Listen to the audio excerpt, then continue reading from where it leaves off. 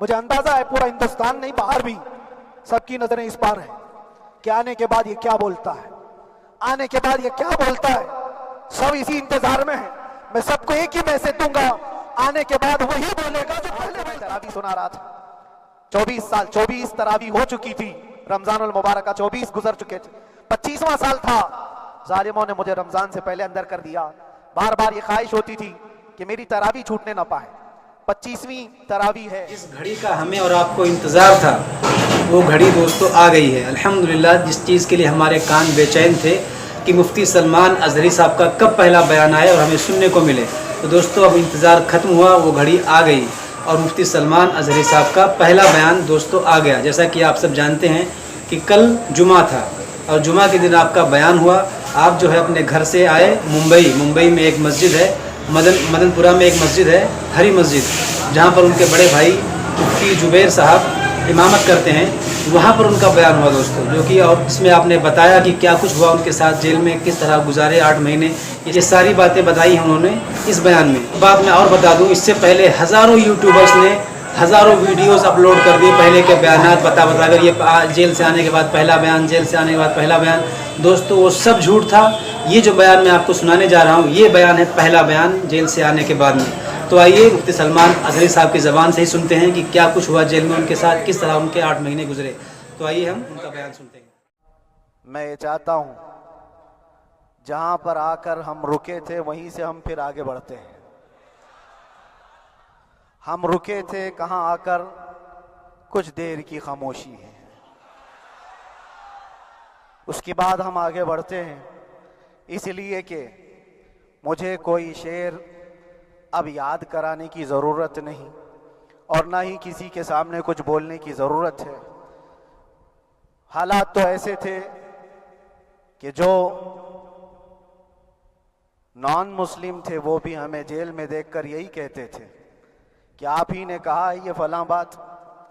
हमने कहा अल्लाह तबारक व तआला ने तुमको भी याद करा दिया। मेरे अजीजों, सतीजा कार रहा है अजल से ता इमरोज, शरारे बू लहबी से चरागे मुस्तफ़वी। ये आजकल के मामलात नहीं, इब्तिदा से हक और बातिल के मारके होते रहे। लेकिन एक बात मैं आप सबको बताना चाहता हूँ, मुजफ्फर को मुक़य्यद न समझ ए सय्याद।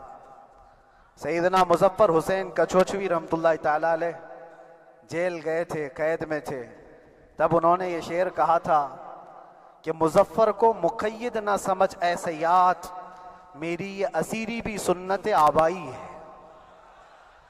मेरे आबा व अजदाद की सुन्नत है जिस पर मैं अमल करके आ रहा हूँ। मेरे बुजुर्गों की ये सुन्नत थी।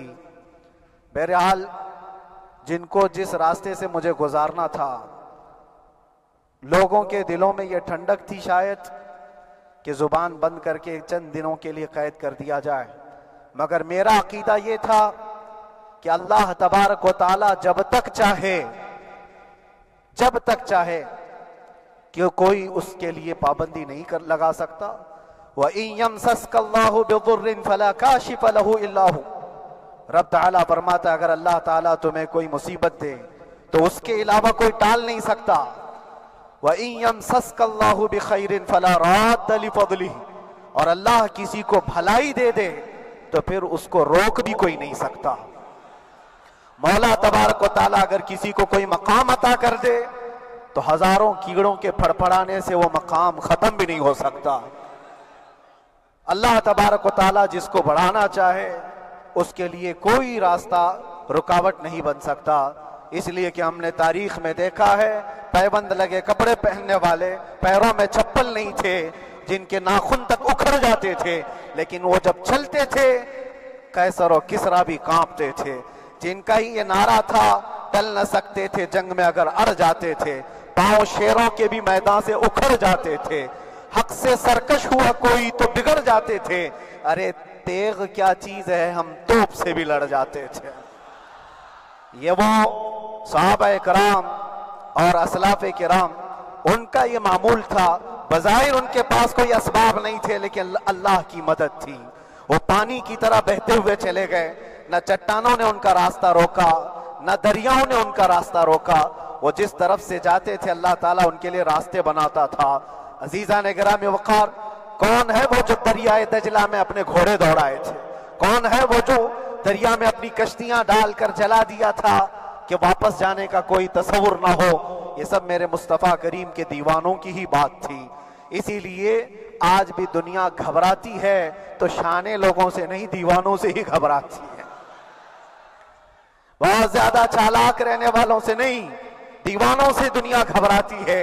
اس لیے کہ دنیا کو پتا ہے، دنیا جانتی ہے کہ دیوانہ کہاں دیکھتا ہے کسی کو پتا نہیں۔ اور یہ اس دیوانے کی بات کر رہا ہوں جس کے لیے اللہ کے حبیب صلی اللہ تعالیٰ علیہ وسلم کی عزت و وقار سب سے اول ہے۔ عزیزان گرامی وقار، آج آپ کے سامنے حاضر آیا، یہ میرے استاد گرامی، مربی، استاذ الاساتذہ، برادر گرامی حضرت العلامہ مفتی زبیر احمد صاحب قبلہ ادام اللہ اقبالہ، جنہوں نے دن رات ایک کر دیے تھے۔ میرے خیال سے 8 مہینے میں جتنے ان کے بال سفید ہوئے اس سے زیادہ نہیں ہوئے ہوں گے۔ صرف اس لیے نہیں کہ ایک بھائی کے لیے، اس لیے بھی لڑ رہے تھے کہ ایک عالم کے لیے جس سے دین کا بہت سارا حصہ وابستہ ہے۔ ان کی محنتیں رائگاں نہ گئیں۔ بہت سارے میرے احباب و اقربا، خاص طور پر مدن پورہ اور وکرولی سے، جنہوں نے اپنے گھر بار چھوڑ کر میرے لیے دوڑتے بھاگتے رہے، اللہ رب العزت اس بات کا شاہد ہے، ایک ایک دن اندر میں نے سب کے لیے دعائیں کی ہیں، اور ایسا نہیں کہ کوئی دن بھولا جاتا۔ اور باہر کی ہمیشہ یہ خبریں آتی رہتی ہیں کہ حالات کیسے کے کیسے ہوتے جا رہے ہیں۔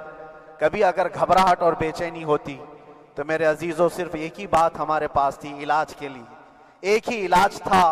جب بے چینی بڑھ جاتی، اپنوں سے رابطہ نہیں ہو پاتا اور کسی کے خبر نہ پہنچتی، کھانے پینے کی تکلیفیں، رہنے سہنے کی مصیبتیں جب سر پر آتی تو ایک ہی علاج تھا، ان کے نثار کوئی کیسے ہی رنج میں ہو، ان کے نثار کوئی کیسے ہی رنج میں ہو، جب یاد آ گئے ہیں سب غم بھلا دیے ہیں، جب یاد آ گئے ہیں سب غم بھلا دیے ہیں۔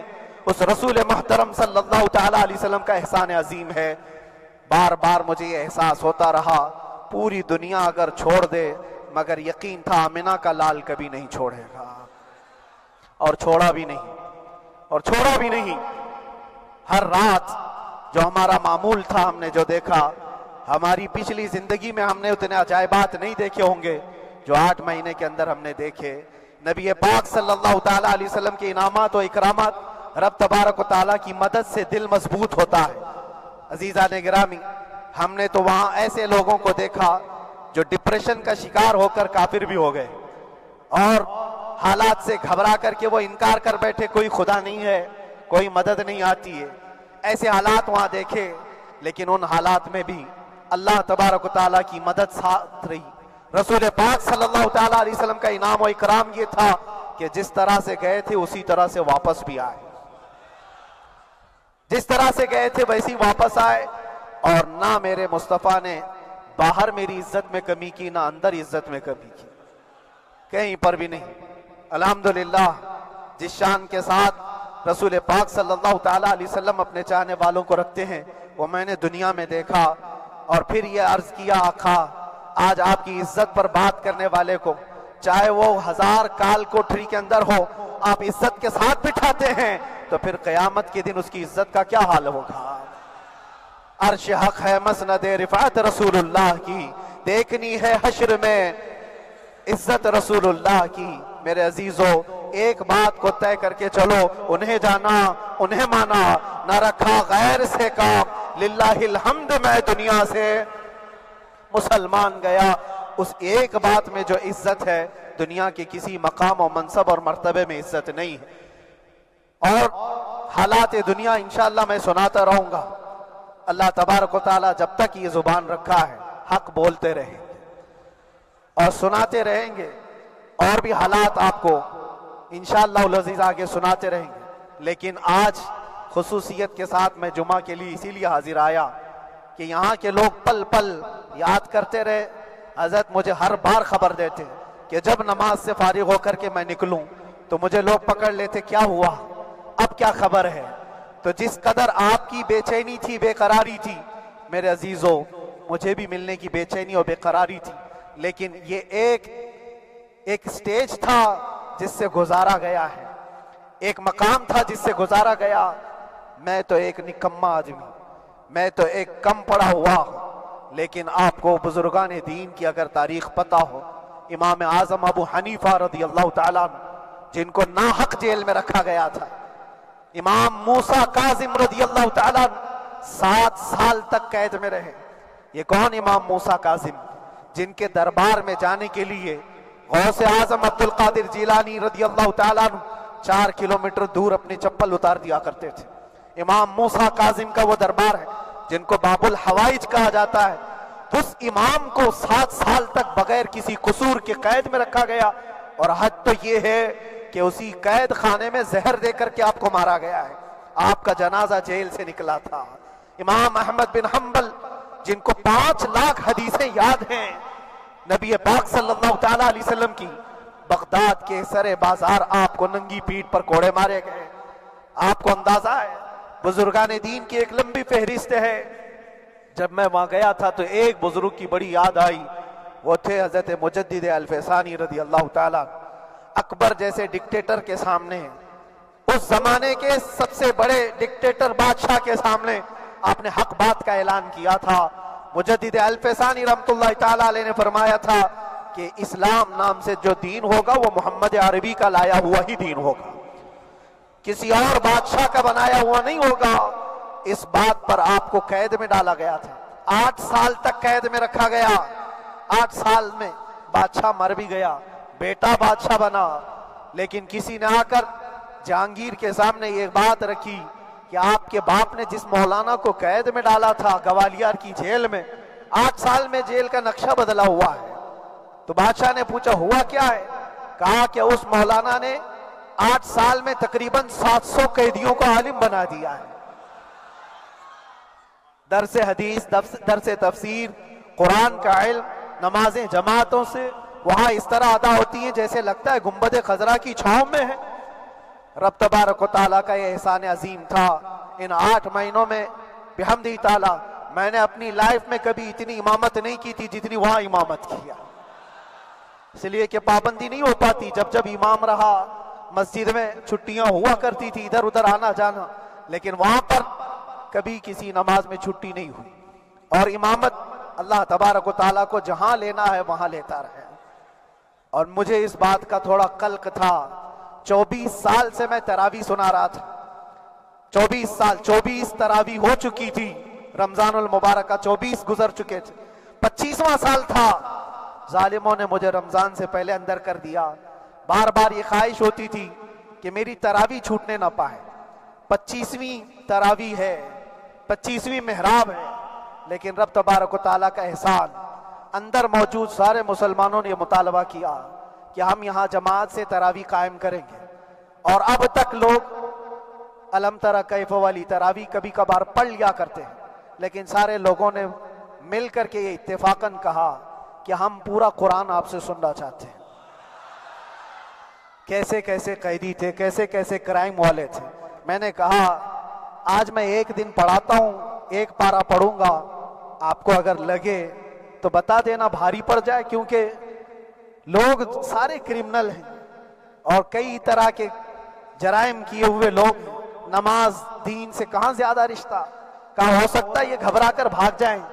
ایک دن پڑھاؤں گا، اگر آپ کو لگے تو بول دینا، نہیں تو کل سے الم تری۔ پہلے دن تراویح پڑھا ہے، دوسرے دن سارے لوگوں نے کہا آپ نے ایک پارہ پڑھایا ہے، سحری تک بھی پڑھائیں گے تو انشاءاللہ کھڑے رہیں گے۔ یہ جو استقامت، یہ ساری چیزیں دلوں کا جمع ہونا اور ہماری طرف دلوں کو پھیر دینا بغیر اللہ کی مدد کے نہیں ہوتا، رسول پاک صلی اللہ تعالیٰ علیہ وسلم کے کرم و احسان کے بغیر نہیں ہوتا۔ وہ تراویح بھی پڑھتے رہے، تفسیر قرآن بھی سنتے رہے اور قرآن کی تعلیم بھی لیتے رہے۔ پھر مجھے اندازہ یہ ہوا کہ رب تبارک و تعالیٰ کی منشا یہ تھی کہ ہماری تراویح کی محراب کی سلور جبلی جیل کے اندر ہو جائے۔ مجھے اس بات کا کوئی قلق نہیں رہا کہ میری کوئی چیز چھوٹ گئی ہے۔ ہاں، عید، بقرعید، محرم، یہ تمام چیزیں लोगों की याद तो रहती, रिश्तेदार अहिबा अकरबा की याद, लेकिन अल्लाह की मर्जी, मेरा रब तबारक व तआला जो पसंद करे उसमें हम राजी हैं। अगर मौला ये चाहता है कि मैं तन्हा पढ़ूं तो उसकी रजा में हम राजी हैं। अगर वो चाहता है कि मजमे हजारों में हम नमाज अदा करें तो उसकी मर्जी पर हम कायम हैं। अजीज़ान गिराम वक़ार, सब्र और सुकून के साथ जो हालात गुजरे उसमें सबसे बड़ा किरदार आप सबकी दुआओं का है, सबकी दुआओं का।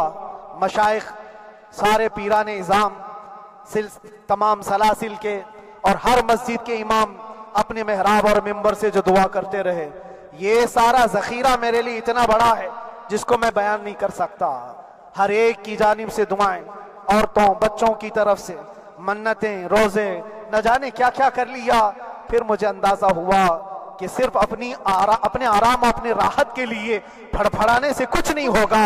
रब तबारक व तआला ये चाहता है कि पूरी उम्मत मिलकर के इस फकीर के लिए दुआ करे, और अल्लाह ताला को जब तक मंजूर था तुम्हारी दुआएं होती रही। बाज लोगों को ये ख्याल भी आया, कुछ मेरे अहब्बा अकरबा रिश्तेदारों ने भी कहा, इतनी सारी दुआएं हुई, इतनी सारी दुआएं हुई, कबूल क्यों नहीं होती? एक बात याद रखो, पूरी दुनिया मिलकर खड़े होकर दुआ करे। अल्लाह की कुदरत पर कोई काम करना वाजिब नहीं है, अल्लाह पर कोई चीज वाजिब नहीं है। अगर वो अपने फजल से अता कर दे तो उसका एहसान है, उसका एहसान है। अब चाहे वो साल भर में कबूल करे कि 5 साल में कबूल करे। एक बात याद आती है मेरे अजीजों, हमारी कैद तो 8 महीने की होगी, उन बुजुर्गान दीन की कैद 8 साल 7 साल। इमाम मोहम्मद बिन हसन अस्करी 20 साल तक कैद में रहे, 20 साल तक अंदर सलाखों के पीछे बंद रखा गया। ये अहले बैत अथहार हैं, अइम्मा इज़ाम हैं, उनकी तकलीफें देखकर फिर हमारी तकलीफ छोटी लगती, और फिर नबी पाक सल्लल्लाहु तआला अलैहि वसल्लम की याद आती। सिर्फ इस बात का हमें फख्र था कि तुमने कभी चोरी के इल्जाम में तो नहीं गिरफ्तार किया, किसी घिनौने इल्जाम में तो नहीं गिरफ्तार किया। हाँ, अगर किसी बात पर गिरफ्तार किया है तो इनसे पूछो तो अब ये बोलने में भी शर्म करते हैं। मौलाना को क्यों गिरफ्तार किया है, मौलाना को क्यों अंदर रखा है? शर्म आती है बोलने में, क्योंकि उन्होंने कुछ ऐसा बोला था जिसको बोलने में शर्म आती। क्या बोला था मेरे अजीजों, ये एक अलग कहानी है, अभी मैं उस पर कुछ गुफ्तगू नहीं करता, इसलिए कि हर एक को याद हो चुकी है, हर एक को याद है। मैं उस कहानी की तरफ नहीं जाता, लेकिन इतना मुझे आज इस मुल्क में रहते हुए एहसास है कि अभी भी इंसाफ खत्म नहीं हुआ है। इंसाफ पूरी तरह खत्म हो जाए तो अल्लाह का अजाब आ जाएगा, अल्लाह का अजाब आ जाएगा। चंद लोग नाइंसाफी कर सकते हैं, लेकिन पूरी की पूरे रोए जमीन पर रहने वाले इंसान नाइंसाफी करे, ऐसा नहीं होता। हमारे हक में सुप्रीम की तरफ से जो इंसाफ आया है, हमारे दिल में इस कदर जगह है आज, और इस कदर एहसास है कि हमें यह अंदाजा आज भी होता है कि चाहे कुछ भी हो जाए, लेकिन इंसाफ पूरी तरह से मर नहीं सकता, इंसाफ पूरी तरह से मर नहीं सकता। यह हमारा मुल्क अजीज हिंदुस्तान किसी खास आदमी के ठेकेदारी में नहीं है, सभी का खून शामिल है यहाँ की मिट्टी में। किसी के बाप का हिंदुस्तान थोड़ी है, हमारा भी है, आपका भी है, सबका भी है। और मेरे अजीजों, पता नहीं, ये भी शायद राहत इंदौरी साहब का शेर है, और इससे पहले भी कुछ बोला था, वो भी उनका ही था, तो डेंजर ही हुआ करता है। अल्लाह तबारक व तआला आप सब पर फजल फरमाए, करम फरमाए। जो चीज खास तौर पर बोलनी है वो ये है, इन हालात से आज जो घबराए हुए हैं, ये वो लोग हैं जो ऐश परस्त हैं। मैं किसी को खास टारगेट करके नहीं कहना चाहता, लेकिन बहुत सारे वो लोग जो असर और रसूख रखते हैं, लेकिन वो आगे आना नहीं चाहते। दीन इस्लाम पर हमले हो, हुजूर पाक की इज्जत पर हमला हो, किसी को बोलना नहीं है, क्योंकि पता है देखो इस मौलाना को किस तरह की है, इसी तरह दूसरों को भी कर दिया जाए। जो कंफर्ट जोन में बैठने के आदी हो गए, वो अपना एरिया छोड़कर हटना नहीं चाहते।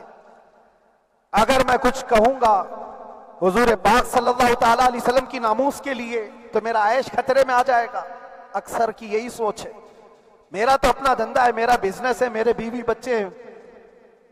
ہو سکتا ہے مولانا کو کسی چیز کی فکر نہیں ہوگی. آپ کو میں بتاؤں, آپ کو اندازہ نہیں ہمارے دل میں ہمارے بچوں کی کتنی محبت ہے. میرے بھی چھوٹے سے بچے ہیں. جب وہ جیل کی سلاخوں کے سامنے آ کر آنسو بہاتے تھے تو دل پر چھریاں چلتی تھی. وہ بچے جو ہمیشہ ہمارے سینے پر سوتے رہے, آج میں ان کو چھو بھی نہیں سکتا. جب وہ سلاخوں کے پیچھے کھڑے ہو کر دور سے رو کر کے چلے جاتے 15 منٹ, تو کیا ہمارے دل میں بچوں کی محبت نہیں؟ کیا ہمارے گھر بار نہیں, ہماری بہنیں, ہمارے بھائی, ہماری ماں نہیں؟ کتنے تو دن ایسے ہوئے کہ میری ماں کو دورے پڑتے رہے یاد کے لیے. تو کیا وہ ہمارے اوپر کیفیت نہیں آتی کہ ہم خامخواہ یہ مصیبت کیوں مول لیے؟ میری بیٹی تو جھگڑا کرتی اس بات کو کہ کیوں آپ اکیلے ہو, بہت سارے لوگ ہیں سب کا خیال کرتے ہوئے. لیکن میرے عزیزو, یہ ان کی اپنی محبت ہے. سارا ایک پریوار اور اس سے زیادہ میرے شاگردوں کی ایک دنیا ہے. کتنے ایسے ہیں میں جانتا ہوں کہ 8 مہینے تک نرم غذا نہیں کھائی میرے ان بچوں نے.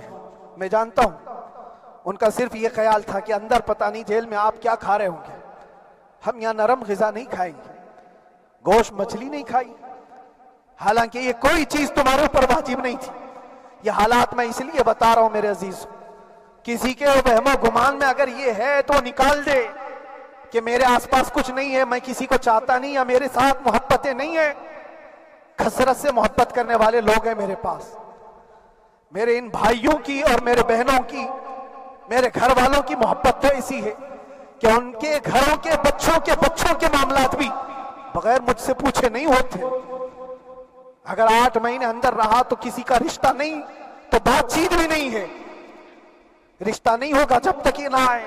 سارے کام ڈیپینڈ رہتے تھے. مجھے بھی ان تمام چیزوں کا احساس ہے, لیکن یہ سب چیزیں ایک طرف, میرے مصطفیٰ کی عزت اپنی طرف.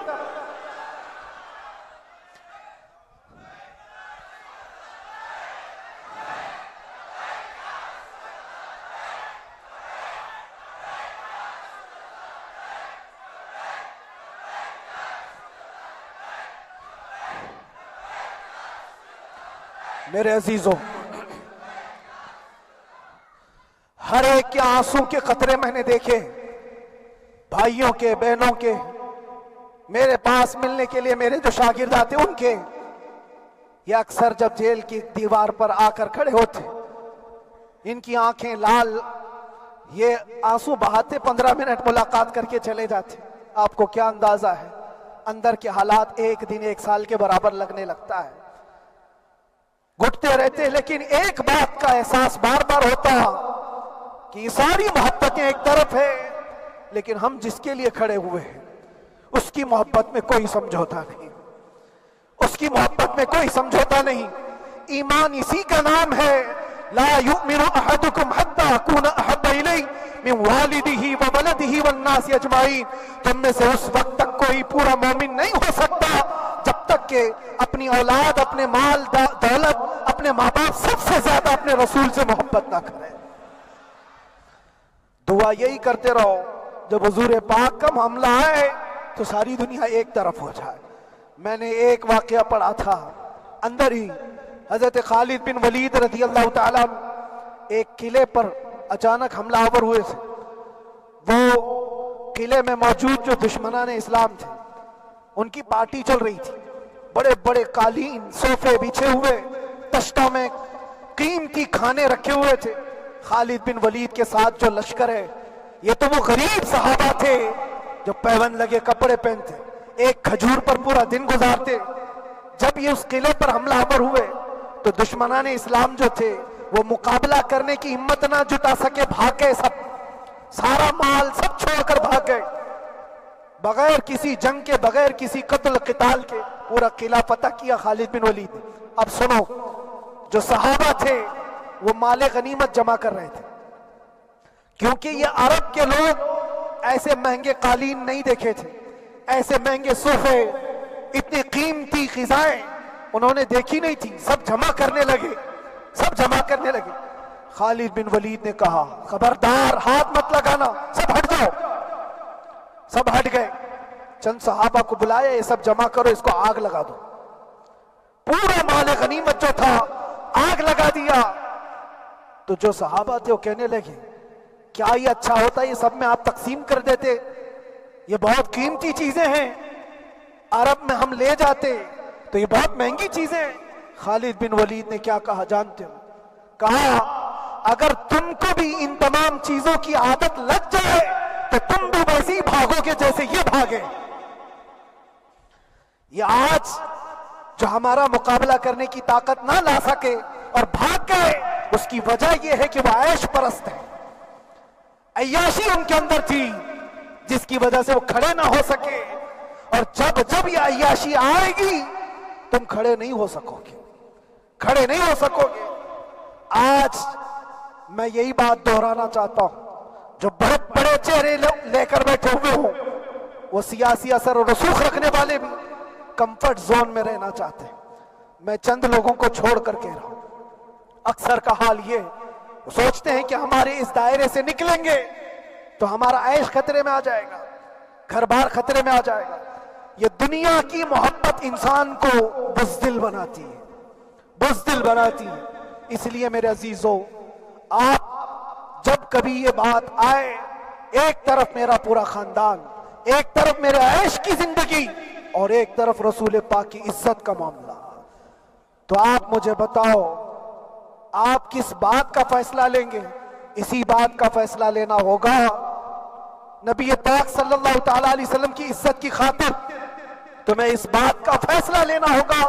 اپنا سب کچھ گنبد خضرا کل بھی تھا آپ، میرے نبی سے میرا رشتہ کل بھی تھا آپ، اور بتلا دو گستاخ نبی کو غیرت سنی زندہ ہے، ان پہ مر مٹنے کا جذبہ کل بھی تھا آپ. بس یہ جذبہ باقی رہے. ہم کسی کو لڑنے کے لیے، مرنے کے لیے، مارنے کے لیے میدانوں میں اتارنے کی بات نہیں کرتے. میں اکثر اپنی تقریروں میں کہا کرتا ہوں، یا آپ سے پہلے بھی کیا، اگرچہ میری تقریروں کو ڈائیورٹ کیا جاتا ہے، آج بھی بہت لوگ ہوں گے، بلکہ آج مدن پورہ کا یہ پہلا جمعہ ہے. مجھے اندازہ ہے پورا ہندوستان نہیں، باہر بھی سب کی نظریں اس پار ہیں کہ آنے کے بعد یہ کیا بولتا ہے، آنے کے بعد یہ کیا بولتا ہے. سب اسی انتظار میں ہیں. میں سب کو ایک ہی میسج دوں گا، آنے کے بعد وہی بولے گا جو پہلے بولتا تھا.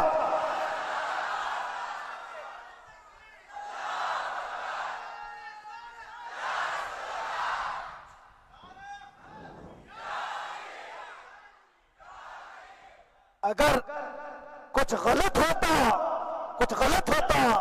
تو ہمارے اس ملک عزیز ہندوستان کی سب سے اعلیٰ عدالت یہ نہیں کہتی کہ ان کے اسپیچ میں کوئی ہیٹ مسئلہ نہیں ہے.